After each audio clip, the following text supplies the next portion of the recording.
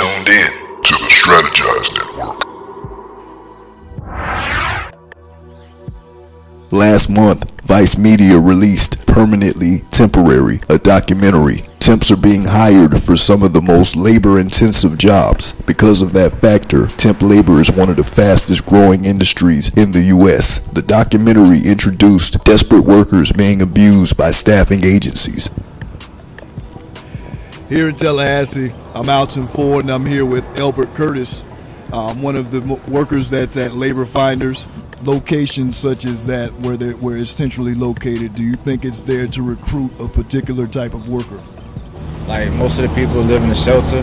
They all live together. They come over 6 in the morning looking for work. And that's the people that come there. I don't know who all comes and apply, but I know that's what I see coming there a lot, just the people that live in the shelter. What is your educational background? I'm actually a college student working on my bachelor's degree right now. I'm out of school for the semester, so that's what have me go to Labor Finders, just to find some work and stay productive. Any background problems in the past that would make you need to have this type of work?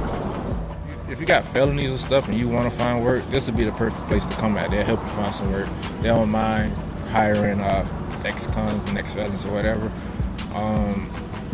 But as far as permanent work, I'm not going to find it here. All the temp workers seen today were African American. Some of the workers present said they had a criminal background. Workers also said the jobs assigned by Labor Ready are very labor intensive. Derek Zanders. How long have you been working with Labor Ready? About 2 years.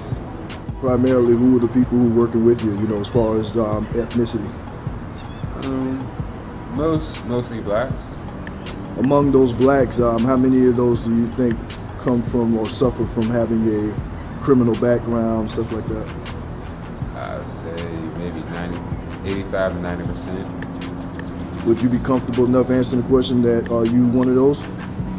I've been locked up before. We come to places like these, they get people to do the hard labor that they're not willing to do. They don't want to do. So they rather have somebody else do it because they don't want to do it themselves.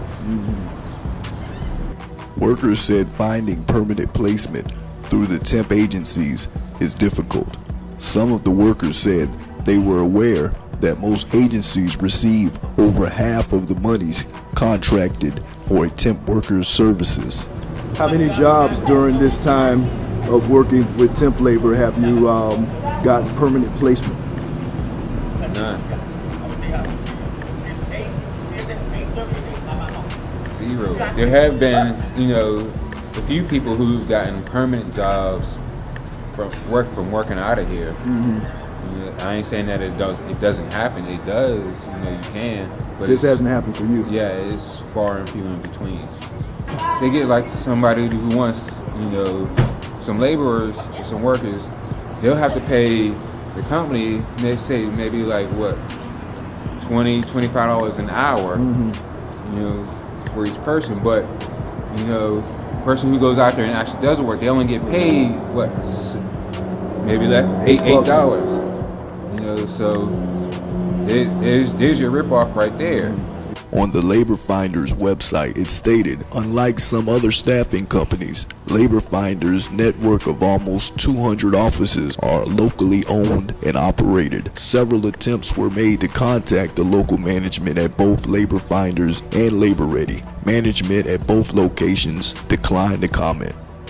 Everybody's looking for work, and I still think it's harder for a black man to get work than it is a white man. I have nothing on my record, okay, that would stop me. I'm applying. I'm just, waiting on that job to come through. One thing that I do like about Labor Ready, it's an opportunity. If you want to work, you can work. With the steady growth of temp labor, desperate African American and Hispanic workers will depend on this income for the near future to provide for their families. I'm Alton Ford in Tallahassee. You're tuned in to the Strategized Network.